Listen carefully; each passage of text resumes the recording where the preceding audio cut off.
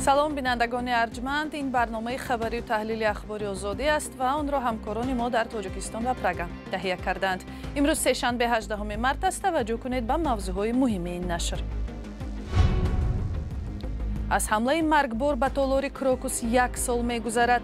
حمله‌ای که زندگی خانواده‌های گمانبران و مهاجران تاجیک را زیر و زبر کرد. سیو کبوتی بچه ما می‌بینم دیگه تمام. 1 سال شد نخوده 1 بار تلفن نتیه یک گناهگارم باشه. قرار است امروز دونالد ترامپ و ولادیمیر پوتین درباره سرنوشت بعدی اوکراین و خاتمه دادن به جنگ گفتگو کنند. تعداد شاهپرک‌ها کم می شود و بعضی نمودها به تمام از بین می روند. دانشمندان می گویند بدون این بالداران زیبا درختها به حاصل می مانند. از حمله پرقربانی به تالار کنسرتی کروکوس در مسکو به زودی 1 سال پر می شود. در این حمله روز 22 مارس پارسال که در صادر کردن آن بیش از 20 نفر اساساً مهاجران تاجیک گمانزد هستند، بیش از 140 نفر جان دادند. این حمله که جامعه تاجیکستان را وحشت زده کرد، به زندگی خانواده‌های متهم به قتل و مهاجران در روسیه چه تاثیر گذاشت؟ گزارش علیشیر ظریفی و شهلوی عبدالله در همین باره. گулракат мирзоева модари далерҷон мирзоев яке аз гумонбарони ҳамла ба толори крокус сити ҳоли Москав 1 сол боз аз писараш хабаре надорад. ҳар гаҳ ки ёди писараш гирад, аксҳои ӯро дар интернет мекобад ё аз ин тариқ мехоҳад дар бораи ӯ маълумоте пайдо кунад. телефон мекунам, суратиам фақат задагиро мебинам. сеу кабути бачама мебинам дига тамом. 1 سال شد نخوده 1 بار تلفن نتیه یک گناهگارم باشه. дар 1 соли боздошти далерҷон модар аз бемории қалб азият мекашад ва ҳамсараш ба бемории асаб гирифтор шуда вазъи зиндагии хонавода бадтар шудааст. паёмадҳои ҳодисаи крокус сити ҳол ба хонаводаи дигар муҳоҷирони тоҷик ҳам таъсир гузошта, нақшаву ниятҳои онҳоро ба ҳам задааст. писари ин мард аз зумраи онҳоест ки дар пайи маҳдудиятҳо дар нисбати муҳоҷирон ба ватан баргаштааст. зиндагӣ хуб буд, пул рой мекард, мақсад дошт ки хона бихарем ё замин, кор ҳами хел шуд омад бечора. ҳарчанд муносибатҳои дағал, санҷишҳои пайҳам, маъракаҳои иттилоотии зидди муҳоҷирон дар русия то моҳи марти соли 2024 ҷой дошт, баъди он бештар шуд. дар 1 соли ахир наворҳо аз амалиёти нерӯҳои виҷаи русия латукуб муносибати бераҳмона, боздошт ва ихроҷи муҳоҷирон бештар дар шабакаҳои иҷтимоӣ ба назар мерасанд. чизе ки рӯй дод дар крокус ин маънои онро надорад ки шаҳрвандони мо ҳамаи онҳо ба ин кор машғуланд. ин тамоман фикру андешаи нодуруст аст. то ҳозир мана 1 сол қабл гузашта бошадам, мо то ҳол як маълумоти мухтасар, маълумоти аниқ дар бораи ҳамин ҳодиса надорем. дар авҷи санҷишу ихроҷи муҳоҷирон та 1 соли ахир чанд мансабдори тоҷикистон ба рафтори мақомоти русия аз ҷумла оид ба нақзи ҳуқуқи муҳоҷирон, азият ва манъи вуруду ихроҷи онҳо вокуниш карданд. ҷониби Москав рафтори худро дар нисбати муҳоҷирон пешгирӣ аз муҳоҷирати ғайриқонунӣ арзёбӣ кардааст. бо вуҷуди баёнияи дипломатҳои тоҷикистону русия дар мавриди набудани мушкил дар муносибатҳои ду кишвар, вазъи муҳоҷирони корӣ ҳамоно мушкил мемонад. ба дунболи ҳамла ба крокус сити ҳол мақомоти қудратии русия зиёда аз 20 нафар, асосан зодагони тоҷикистонро ба гумони таҳризӣ, иҷро ва ёрӣ дар ин ҳамла боздошт карданд, вале то имрӯз шубҳаву суолҳо мондааст. як далеле ки ҳомиёни ҳуқуқ онро пайваста ёдрас мекунанд, иқрори гумонбарон таҳти шиканҷаи сангин мебошад. баъзе аз гумонзадо худро бегуноҳ дониста хоҳони бозбинии парванда шуданд, вале посухи рад гирифтанд. و ضمناً دیدبان حقوق بشر، یک سازمان معتبر حامی حقوق انسان، امروز گفت پس از حمله به کروکوس مهاجران از آسیای مرکزی پیوسته در روسیه تعقیب و آزار و اذیت می شوند. در این گزارش 63 صحیفه‌ای با نام زندگی در ترس و تحقیر از حکومت روسیه خواسته شده است مهاجر ستیزی از طرف مقامات را محکوم کند و نگذارد که حقوق مهاجران زیر پا شود. همکارم مومین احمدی این تحقیقات را ورق زد و حالا در استودیو با ما است. سلام مومین، مؤلفان بیشتر به چی توجه کردند؟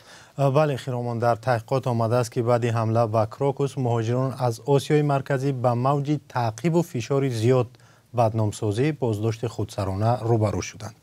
گذشته از این حکومت قاعده‌های اقامت و مهاجرت بر روسیه را دیگر و کار و زندگی را برای مهاجران سخت و دشوار کرد.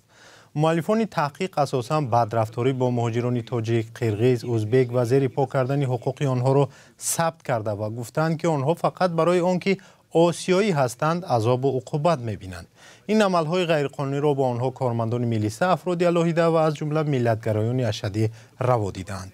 در گزارش آمده است که مقررات نو که بعد ماه مارس سال 2024 به اجرا درآمد سبب شده است که در هر کوچه و پس کوچه حقوق مهاجران زیر پا شود. بدتر از این همه پس از حمله به کراکوس خود مقامات روسیه با نیروی دوچند برانگیختن احساسات مهاجرستیزی و نفرت به مردم آمده را زیاد کردند. در گزارش از جمله صحبت یک مهاجر تاجیک را آوردند که گفته است زندگی امروز مهاجران در اینجا پر از ترس و تحقیر است. این مهاجر گفته است ما هر روز با تبعیض و بیرحمی از طرف مقامات انتظامی دچار می‌شویم. کارمندان میلیسه همین که یک آسیایی را دیدند برایش مشکلی می‌آفرند. راجع به تغییر قاعده‌های کار و اقامت در روسیه و سوء استفاده از آنها و تاثیر آن به روزگار و زندگی مهاجران چی گفته شده است در گزارش؟ خیرامان در این باره هم در گزارش زیاد صحبت شده است و هم از اهمیت کار مهاجران برای اقتصاد روسیه که سالانه میلیاردها دلار برای آن فایده می‌آورند. بر اساس این گزارش تنها در سال 2024 در روسیه بیشتر از 3,300,000 مهاجر فقط از آسیای مرکزی بودند. آنگونه که می‌دانیم بر طبق آمارهای تخمینی حدود 1 میلیون یا بیشتر از آن شهروندان تاجیکستان هم در روسیه کار و اقامت می‌کنند. مؤلفان تحقیقات دیدبان حقوق بشر تغییر قانون درباره مقام شهروندان خارجی در روسیه را مثال آوردند که صلاحیت‌های ماموران میلیسه را وسیع کرد و با آنها اجازه داد که هر مهاجری را که به آنها خوش نآمد به حکم دادگاه از روسیه پیش کنند. مقامات همچنین فهرست شخصان تحت نظارت را تهیه کردند که با آن مهاجران شامل می‌شوند که مهلت اعتبار سندهایشان گذشته است. از زمان حکم اجرا گرفتن فهرست در ماه فوریه امسال صدها مهاجری تاجیک و ازبک و یا قرغیز از حق دسترسی به حساب‌های بانکیشان محروم و گرفتار درد سرهای دیگر شدند. محروم کردن مهاجران از کار در عرصه‌های معین از جمله معارف، تجارت، حفظ اجتماعی و تکثیرانی از جمله دیگر محدودیت‌ها بود که در ولایت‌های علیحده روسیه جاری شد. و مؤمن خلاصه دیدبان حقوق بشر از این تحقیقات در عموم چی است؟ قبل از پاسخ بگویم که دیدبان حقوق بشر نتیجه های تحقیقات را به مقامات رسمی تاجیکستان، قرغیزستان و روسیه و ازبکستان فرستاده است ولی بغیر از قرغیزستان از هیچ کسی پاسخ نگرفته است. اما سازمان گفته است که بر اساس قانون‌های بین المللی درباره حقوق انسان حکومت روسیه وظیفه‌دار است حقوق هر یک انسان که در قلمروش هستند حمایت کند به یگان استثنا و تبعیض. فرق ندارد آن انسان تاجیک است، روس است یا ازبک و قرغیز. همه انسان‌هایی که در روسیه زندگی دارند حق به زندگی، دخل ناپذیری، حق به زندگی شایسته، حق حرکت آزاد و تحصیل دارند و باید همه این حقوق رعایت شوند. عین زمان از سازمان ملل و کشورهای دیگری عضو و حکومت‌های کشورهای آسیای مرکزی خواسته شده است که با تلاش مشترک از روسیه طلب کنند که حقوق مهاجران رعایت شود. تشکر. همکارم مؤمن احمدی درباره یک تحقیق تازه درباره وضع ناخوب مهاجران آسیای مرکزی در روسیه صحبت می‌کرد.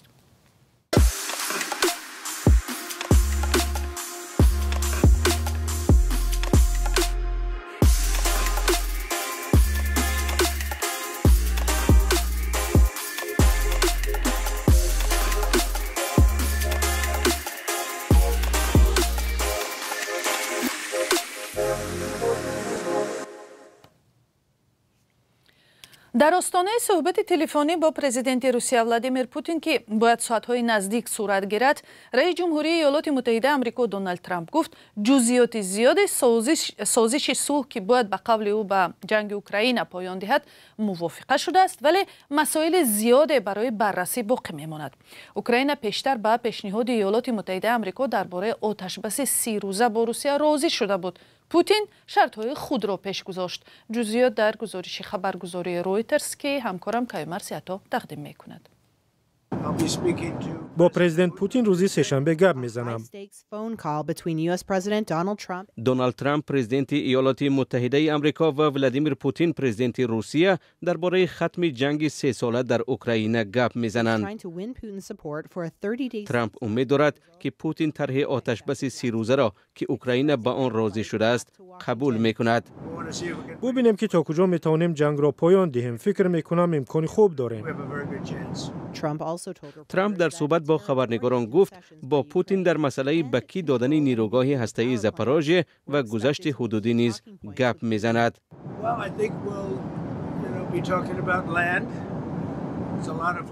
بله، درباره زمین گپ میزنیم. آنجا زمینی زیاد است. میدانید وضع در قیاس به پیش از جنگ خیلی فرق میکند. درباره زمین گپ میزنیم، درباره نیروگاه. این یک بحثی بزرگ است، ولی ما از پیش با اوکراین و روسیه درباره بسیار مسئله ها صحبت کرده ایم.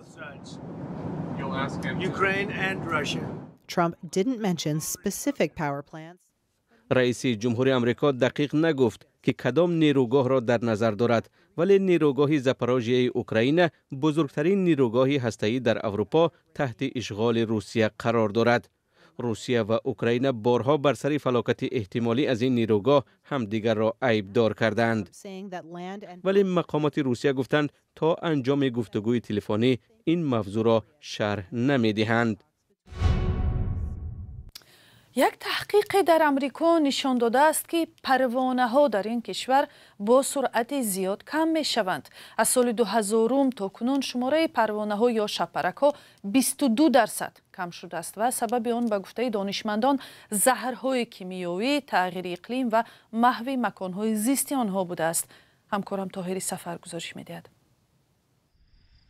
جان این زیباهای بالدار در خطر است. پروانه‌های آمریکا با سرعت از بین می‌روند و شماره‌شان از سال 2000 تا حال 22% کم شده است. تحقیق معلوم کرده است که شماره 114 نوعی پروانه‌ها به طور چشمگیر کم شده است و سرشماری فقط 9 نوعی آنها رو به افزایش داشته است. تمایل خطی رو به پایان است. آنچه که ما حالا دقیق می‌دانیم تعداد پروانه ها در 20 سال گذشته رو به پایان داشته است و ما هیچ علامتی از آن را نمی‌بینیم که این تمایل ممکن است قطع شود.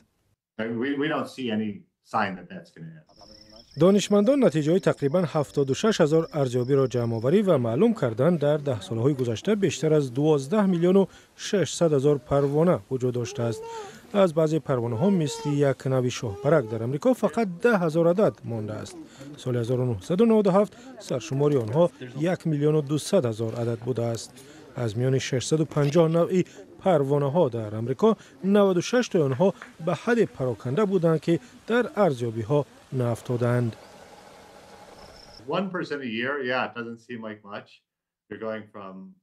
در یک سال 1% به نظر زیاد نمی رسد، یعنی از 100 پروانه 99 تا می ماند.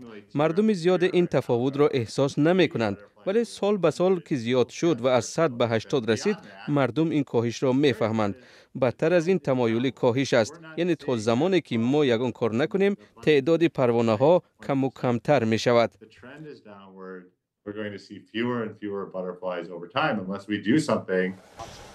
سبب نابودی تدریجی این جانداران زیبا با گفته دانشمندان تغییر اقلیم، زهرهای کیمیایی و از بین رفتن مکانهای سکونتی آنها بوده است. و قول دانشمندان باید سعی کرد پیش راهی تمایل کمشوی پروانه ها گرفته شود تا خودی انسان ها ضرر نبینند. پروانه ها در تگزاس سالانه با ارزش 80 میلیون دلار پخته ها را گردآلود می کنند. فقط در تگزاس. اگر در سراسر جهان حساب کنیم این پول بسیار زیاد می شود. یعنی اگر پروانه ها در گردآلود سازی به حد زنبورها مهم نباشند هم، ولی اهمیت کم ندارند.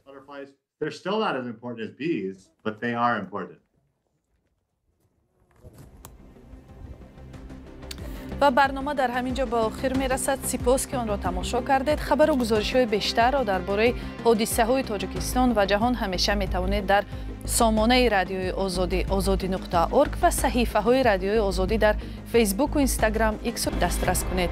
خداحافظ.